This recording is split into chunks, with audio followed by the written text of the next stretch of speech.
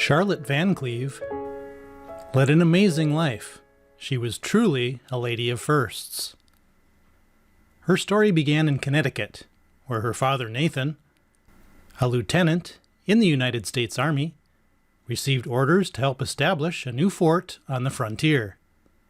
His wife Charlotte would join him. This was no small journey. They took the stage from Hartford to Buffalo, New York. At Buffalo, they boarded a ship for the trek to Detroit. From there, they remained on boats to Green Bay, Wisconsin.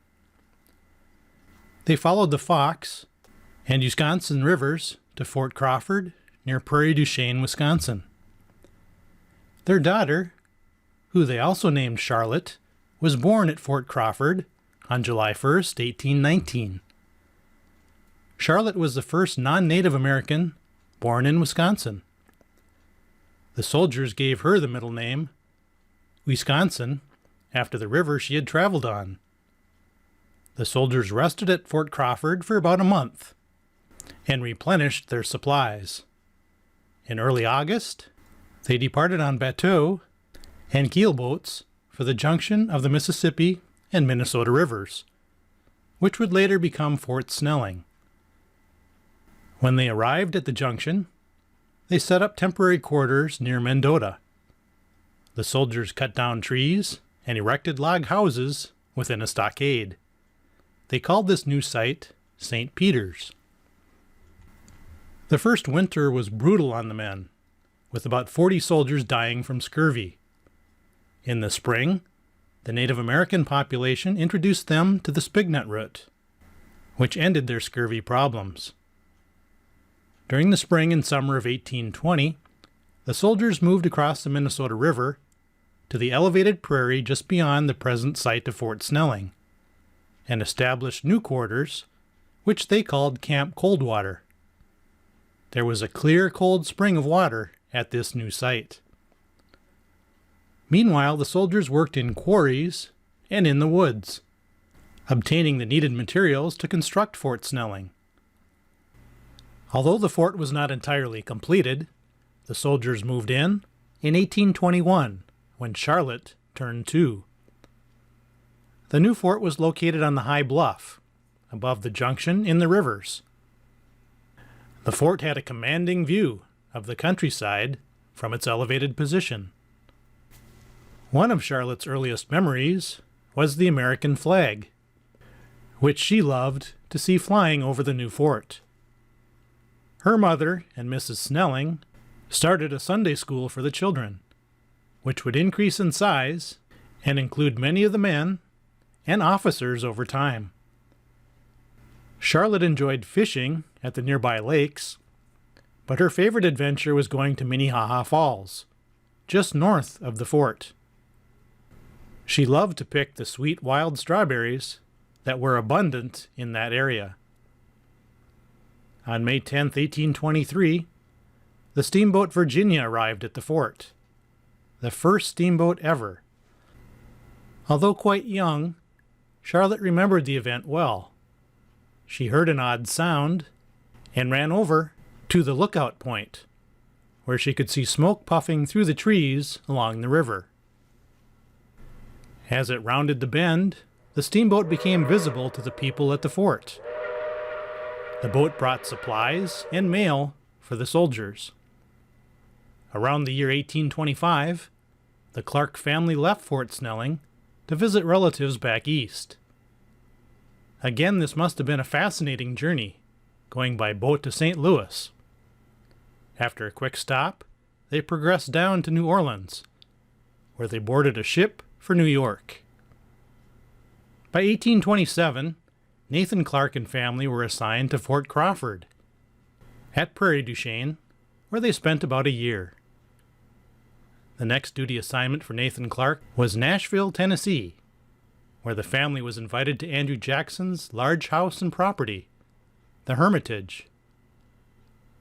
There they met Andrew Jackson, who became president in 1829. From Tennessee, Nathan Clark was assigned to Fort Howard, Green Bay, Wisconsin. However, as their children were now of school age, her mother Charlotte and the children located at Cincinnati, Ohio. The Clark family departed Cincinnati in 1833 to join their father again. Along the way, they stopped at Prairie du Chien and met Zachary Taylor, who would become president in 1849. The family met up with Nathan Clark at Fort Winnebago in south-central Wisconsin. In April 1834, education came calling again for Charlotte and her brother Egbert. They both traveled back to the East Coast, where Charlotte rode the 16 miles between Schenectady and Albany on one of the first railroad lines in the United States. Her brother went to West Point, while Charlotte attended Mrs. Apthorp's School for Young Ladies. By the fall of 1835, Charlotte was back at Fort Winnebago, Wisconsin. There, her father died around a year later.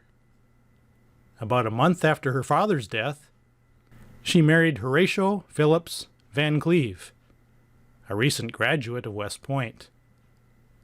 Lieutenant Van Cleve resigned his commission, and the newly married couple began their life together. This life involved a lot of short stops. They went to Monroe, Michigan, where they farmed. The Van Cleves moved to Cincinnati, where they taught school. They helped a friend with his farming operation near LaGrange, Missouri. They did not like slavery, so they moved to Ann Arbor, Michigan, where they taught at the University of Michigan. In 1856, they moved back to Minnesota, settling near Long Prairie. This was the former Winnebago Agency, where there were a large number of houses left in good order. Fish were abundant in the area lakes, and Charlotte's sons could shoot prairie chickens and pheasants in the yard. Charlotte loved the beautiful valley, and they raised a crop of wheat their first summer. However, the first winter was brutal, with deep, heavy snow. Their food ran low, so they were forced to eat their wheat crop. The nearby Chippewa also broke into their granaries to avoid starvation. Broken glass mixed with the wheat, so before eating, they had to sort the grain kernel by kernel. The wheat was boiled and eaten with salt, their only available seasoning. One day, they captured a pheasant in the snow, and there was never so delicious a bird eaten. During their time in Long Prairie, they also dealt with hordes of grasshoppers, which would devour their crops. The Civil War began with the shelling of Fort Sumter in April 1861. Horatio immediately departed for Fort Snelling to rejoin the Union Army, where he was commissioned a colonel. Charlotte initially moved back to Fort Snelling as well, but later settled in St. Anthony. Minneapolis was on the west bank of the Mississippi, and St. Anthony was on the east. Colonel Van Cleve departed Minnesota with his regiment in October 1861. Meanwhile, on a summer day in 1864, Charlotte and her mother visited Fort Snelling. While standing on the lookout, they spotted the first train departing Mendota across the river. Although it is hard to say for certain, this was likely the Minnesota Central Railroad, although the Minnesota Valley Railroad was also being built then. From the lookout, the train would easily stand out on the adjacent river bluffs. As she stood there, Charlotte felt like a link connecting the buried past with the living present. This is what that train may have looked like. With the conclusion of the Civil War, Brigadier General Horatio Van Cleve returned to Minnesota in July 1865. Several years later, Charlotte's mother died in Colorado. In the spring of 1876, Charlotte ran for the East Side School Board. Both her and Charlotte Winchell won by large majorities. For a number of years, Charlotte was the president of the Sisterhood of Bethany, which helped fallen women. In 1878, Charlotte and Horatio traveled to Hawaii to visit their daughter. The Van Cleves traveled west on the first transcontinental railroad, which had opened in 1869. This would have afforded the couple views of the Rocky Mountains and the West Coast. Charlotte saw the Twin Cities completion ceremony for the Northern Pacific Railroad in 1883, which was attended by ex-President Grant. The next year, she experienced the national encampment of Civil War veterans near Minneapolis.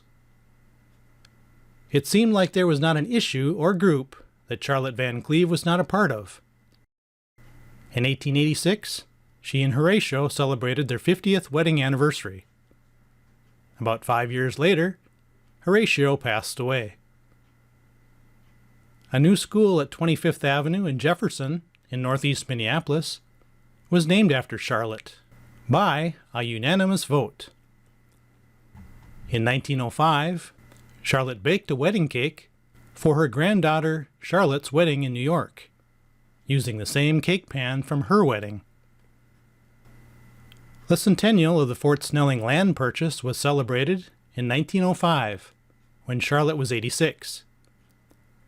General James Baker spoke kindly of Charlotte, calling her the friend of the Native American and the mother of the poor. She was driven to the fort in an automobile, another transportation first. Her speech to the crowd was filled with emotion, as she recalled her days as a young girl at the fort. Not long after, Charlotte, Minnesota's Lady of Firsts, died at her home in St. Anthony. Her legacy continued with her 7 living children and numerous grandchildren.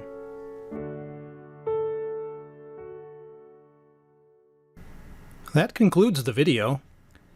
Make sure to check out my other YouTube videos and my primary website at mnbricks.com.